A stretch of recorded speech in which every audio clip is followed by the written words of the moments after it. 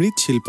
মাটি দিয়ে তৈরি নানান রকমের শিল্পকলাকে মৃৎশিল্প বলে, যেমন হাড়ি, কলসি, পুতুল, ভাস্কর্য, মূর্তি ইত্যাদি। ইতিহাস অনুযায়ী চীনের থাংশান শহরে মৃৎশিল্পের জন্ম হয়েছিল। তার ধারাবাহিকতায় বাংলাদেশের ঐতিহ্যে মৃৎশিল্প একটি অনন্য নাম। আজকের ভিডিওতে দেখাতে চলেছি টাঙ্গাইলের ধনবাড়ী থানার অন্তর্গত ইসলামপুর গ্রামের মৃৎশিল্পের আদ্যোপান্ত। Welcome back to my another new video. এই মুহূর্তে আমি রয়েছি ধনবাড়ী বাস স্ট্যান্ডে।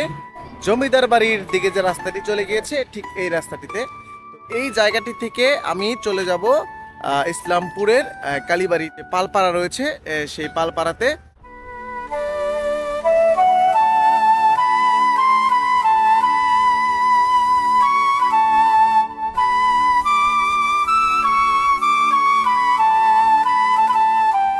বন্ধুরা, আমি পৌঁছে গেছি ধনবাড়ির ইসলামপুরে। আমরা মূলত চলে আসছি যে রাস্তাটি দিয়ে, এই রাস্তাটা হচ্ছে গরমবাজার রোড। তো এখান থেকে গরমবাজার দূরত্ব হচ্ছে 4 কিলোমিটার। তবে আমাদের গন্তব্য হচ্ছে এখন এই ইসলামপুর থেকে ঠিক বাম দিকে যে রাস্তাটা চলে গেছে, ঠিক এই রুটটি দিয়ে আমাদেরকে যেতে হবে। এটি হচ্ছে কালীবাড়ি রুট।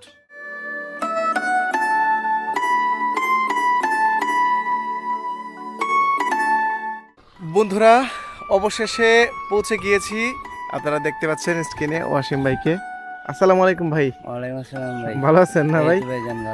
ওয়াসিম ভাই একজন ব্যবসায়ী মানুষ, ওনার ব্যবসা রয়েছে। ভাই, আপনি কোন কোন ব্যবসার সাথে জড়িত আছেন? আমি আছি ভাই খাদ্য, মাছ, পোলট্রি। আচ্ছা, ওয়াসিম ভাইকে সঙ্গে নিয়ে চলে গেলাম কুমার বাড়িতে। বাংলার ঐতিহ্যে অতি প্রাচীনতম শিল্প হচ্ছে মৃৎশিল্প, যে শিল্পটি কালের বিবর্তনে হারিয়ে যেতে বসেছে। এই মৃৎশিল্পের কর্মযজ্ঞগুলো কিভাবে হয় একদম শুরু থেকে শেষ পর্যন্ত আপনাদেরকে দেখাতে চেষ্টা করব।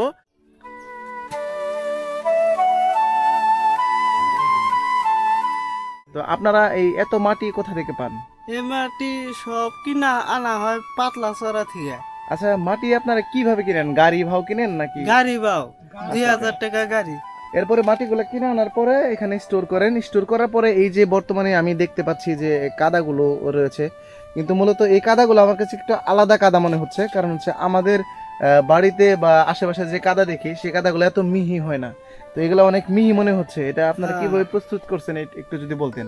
এই মাটিটা হইলো আপনার বাড়িতে যে মাটিটা ওইটা চাইতে এটা আঠা বেশি, এটা শক্ত বেশি। এটা ছাড়া এই পাট এইগুলা জিনিস বানা যাবে না। পণ্য তৈরি করার জন্য মাটি প্রস্তুত করার প্রক্রিয়াটি চলুন দেখে আসি।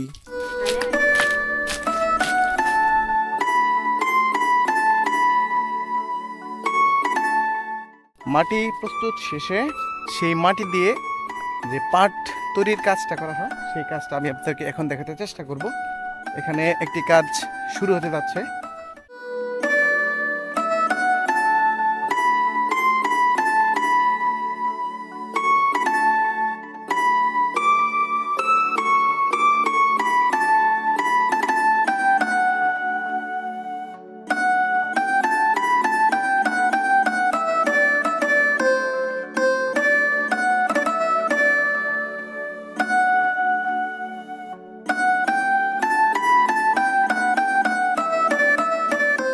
বন্ধুরা, মাটি প্রস্তুত করার পরে সেই মাটি দিয়ে শুধু পাট নয় আরো বিভিন্ন প্রকারের জিনিসপত্র বানানো হয়ে থাকে। এগুলা কি মূলত দিদি? আচ্ছা, গাদারি যেটাকে বলে আর কি, ওই যে মাছ পরিষ্কার করার জন্য যেটা। আচ্ছা আচ্ছা, ঠিক আছে।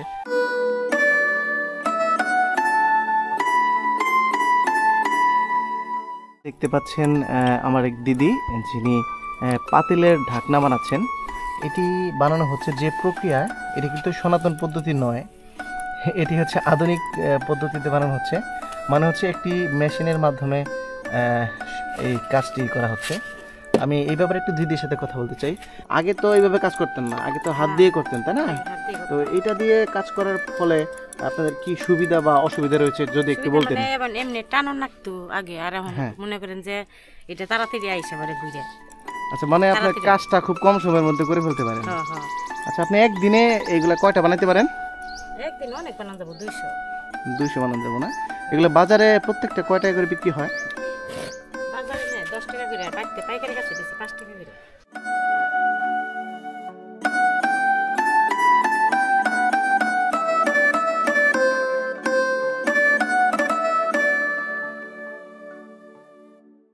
বন্ধুরা এই মুহূর্তে আমরা যে বাড়িটিতে ঢুকেছি সেই বাড়িটিতে ফুলের টবের বানানোর কাজ চলতেছে।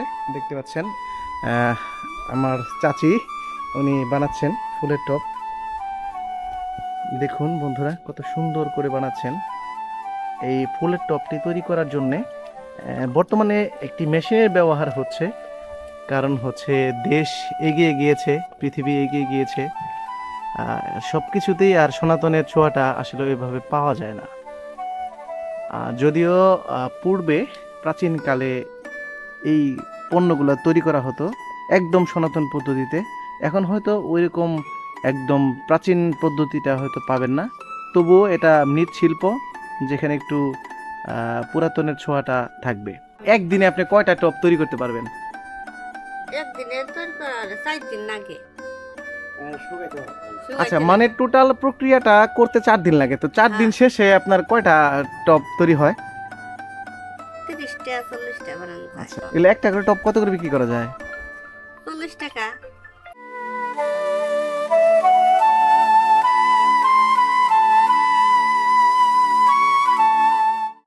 এটা হচ্ছে একটা ধান বানার ঢেকি, যেগুলা বাচ্চা পোলাপান খেলে। আমি আপনাদেরকে আস্তে আস্তে দেখাতে চেষ্টা করছি।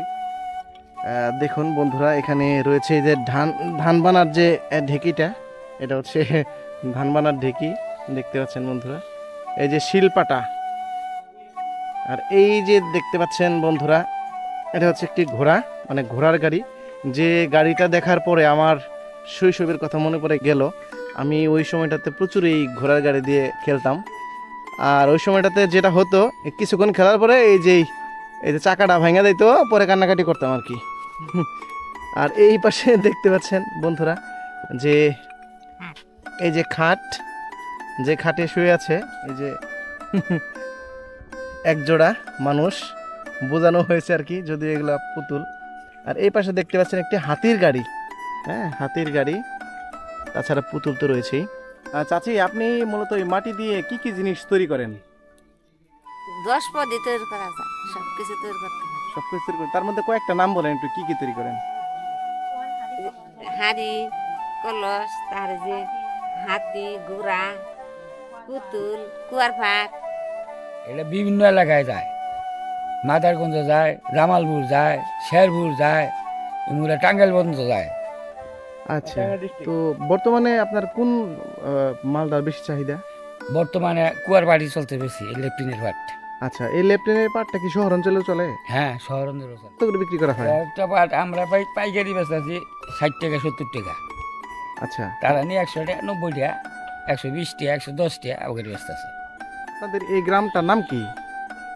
ইসলামপুর এবং বারুইপাড়া, দুইটা গ্রাম আচ্ছা আচ্ছা একখানে আচ্ছা, মূলত একত্রিত। ইসলামপুর নামে ইসলামপুর নামে আচ্ছা, ধনবাড়ির পরিচিত। ইসলামপুর আর কি। হ্যাঁ। ধনবাড়ির ইসলামপুর যে গ্রামটা রয়েছে, এই গ্রামটার প্রায় প্রত্যেকটা ফ্যামিলিতেই এই মৃৎশিল্পের কাজ করা হয়, তাই না? মৃত তো আপনাদের এইখানটাতে এই কাজটা করা হচ্ছে কত বছর আগে থেকে? প্রায় 100 বছর হয়েছে। আপনি দাদা কি করেন? আমি এই কাজ করি, আপনার যে বাবা ছিলেন তিনি কি করতেন? সেও এই কাজই করতো, আর আপনার যে ছেলে রয়েছে তারা কি করে? তারাও এই কাজ করে। তার মানে 3টা প্রজন্ম হ্যাঁ, আপাতত চলতেছে। ওনার 3 প্রজন্ম, মানে ওনার বাবা, উনি এবং ওনার ছেলে 3 প্রজন্ম ধরে এই একই কাজ করে আসছেন। তো এই মৃৎশিল্পকে বাঁচিয়ে রাখার জন্যে মূলত এরা অতপ্রতভাবে যুদ্ধ চালিয়ে যাচ্ছেন। আপনাদের জানিয়ে রাখি, এই মৃৎশিল্পের মাধ্যমে তাদের জীবন জীবিকা নির্বাহ হয় এবং এটিকে বাঁচিয়ে রাখার জন্য তাদের বিভিন্নভাবে বিভিন্ন পদক্ষেপ নিতে হয়। মানে হচ্ছে মার্কেটে আপডেট থাকতে হয়, কোন প্রোডাক্টটা ঠিকমতো চলে সেটা ওইভাবে বিক্রি করতে হয়, আবার দামটার ব্যাপারও একটু মাথায় রাখতে হয়, তারা হয়তো টিকে থাকা সম্ভব না, তাই না? হ্যাঁ, হ্যাঁ। তার নাম কি? আমার নাম নরেশ চন্দ্র পাল। দাদা, আপনার পেছনে যে মূর্তিগুলো দেখতে পাচ্ছি, এগুলো কি মূর্তি মূলত? সরস্বতী মূর্তি। মূর্তি বানানোর যে অভিজ্ঞতা, এটা কত বছরের? মানে আপনি কত দিন থেকে বানান? এটা বানাইতেছি মনে করেন তাহলে 15 বছর হয়েছে। বড় গুণা মনে করেন তো 2000, 3000, আবার ছোট আছে 1000, আবার 500 টাকাও আছে, এরকম আছে। আচ্ছা, এই যে এখানে যেগুলো দেখতে এগুলা আছে পাচ্ছি নিচে, এটা 500 টাকা। একটা মূর্তি বানাইতে মনে করেন যে 2টা বানাইলে 2-3টা বানান যাবো সারাদিনে। সারাদিনে 3টা বানানো যাবো, আবার আবার ওই দিনই তো আবার কালার করা যাবে না, তাই না? না না কালার করতে হবে শুকাইয়া, তারপরে তারপরে আবার কালার করতে লাগবে আবার একদিন। নরেশ দার এখানে এসে আমরা পেয়ে গেলাম মুক্তাদাকে। আচ্ছা দাদা, আপনিও তো মূর্তি বানানোর কাজ করেন, তাই না? হ্যাঁ, আমি মূর্তি বানাই। আচ্ছা, মূলত আপনি এই মূর্তি বানানোর কাজটা কোথা থেকে শিখছেন? আমি শিখছি ভারত কুচবিহার। ওখানে আপনি কত বছর ছিলেন? ওখানে ছিলাম 12 বছর। 12 বছর শুধু এই মূর্তি বানানোর কাজই করছেন? মূর্তি বানানোর কাজই। আচ্ছা, এই মূর্তি বানানোর জন্য আপনারা মূলত কি কি জিনিস ব্যবহার করে মূর্তিটা তৈরি করেন? প্রথম আমাদের লাগে হলো কাঠ। আচ্ছা, কাঠ লাগে, তারপরে বাঁশ লাগে, তারপর খড় লাগে, খড়ের পরে সুতলি। সুতলি না হলে এই কাজটা কোনো মতেই হবে না। আচ্ছা, মানে সুতলির কাজটা হচ্ছে শুধু এটাকে বাঁধাই করে একটা শেপ তৈরি করা। শেপ তৈরি করা, হ্যাঁ। আচ্ছা, এরপরে কি ব্যবহার করেন? এরপরে আমাদের মনে করেন যে প্লাস্টারের ডাইস ফেলাইছি। প্লাস্টারের ডাইস দিয়ে আমরা ওটা ফর্মা তৈরি করছি। ওই ফর্মাটার থেকে ভিতরে এঁটেল মাটি দিয়ে ওটা ফেসটা তৈরি করি। আচ্ছা, ফেসটা তৈরি করে পরে ওটা আবার রোদ্রে শুকাই তারপরে সে ওটা লাগাই। লাগানোর পরে এই যে এটা আবার ফাটবি, ফাটার পরে ওটা আবার রিপেয়ারিং করবো। তখন এঁটেল মাটিতে গুলা বানামু, পানির মতো গুলা বানিয়ে ওটা সারা শরীরে দিব, তারপরে আমরা রঙের কাজে যাব। তো এরকম একটা মূর্তি যদি কেউ তৈরি করতে চায় তাহলে তার কত খরচ হবে? এরকম কেউ যদি আমার এখান থেকে নেয় তাহলে এই সাইজ পুরো 2500 টাকা। 2500 টাকা? হ্যাঁ। আচ্ছা, এই মূর্তিটা বানাতে আপনার কয়দিন সময় লাগবে? আমার এই মূর্তিটা বানাতে, একটা মূর্তি বানাতে আমার সর্বোচ্চ 2 দিন। আজ থেকে 25 বছর বা 20 বছর আগে তো আপনি এই কাজগুলা যখন করতেন তখন যে মূর্তির চাহিদাটা ছিল আর এখন যে চাহিদা, তার মধ্যে তারতম্য কতটুকু? আগে যে মূর্তি চাহিদা ছিল ওগুলা মনে করেন যে পূজা করে আমার কোনো সংসার চলে নাই। আচ্ছা, টোটালি চলে নাই। বছরে একটা, মাসে একটা, 6 মাস পরে একটা, আর এখন 12 মাসে আমরা একভাবে মূর্তি তৈরি করছি। এই যে সরস্বতী পূজা আসছে, আমরা এই সরস্বতী পূজা যদি 1 মাস কাজ করি তাহলে মোটামুটি লাখ 1.5 টাকা করতে পারি। আচ্ছা, আর আগে এই জিনিসটা হইতো না। তাই অতএব আমাদের যে কারিগর সম্পাদকের মধ্যে আমরা আছি, আমরা এরা খুব কষ্টে চলতাম। এখন ভগবান করলে বছরে 3 মাস কাজ করি, আর আপনাদের আশীর্বাদে আমরা এই 3 মাস কাজ করলে সারা বছর খোরাক উঠে যায়। ধনবাড়ি তথা বাংলাদেশের ঐতিহ্য এই মৃৎশিল্পের অন্যতম একটি গ্রাম হচ্ছে ইসলামপুর। এই ইসলামপুর গ্রামটির বিভিন্ন পরিবারে ঢুকে তাদের কাজ সম্বন্ধে আপনাদেরকে কিছু তথ্য এবং কিছু ভিডিও চিত্র দেখাতে চেষ্টা করলাম। জানি না কতটুকু দেখাতে পেরেছি। আজকের মতো আমি ভিডিওটি এখানেই শেষ করছি। দেখা হবে আবারও নতুন কোনো ভিডিওতে। সেই পর্যন্ত সকলের সুস্থতা কামনা করছি। আল্লাহ হাফেজ।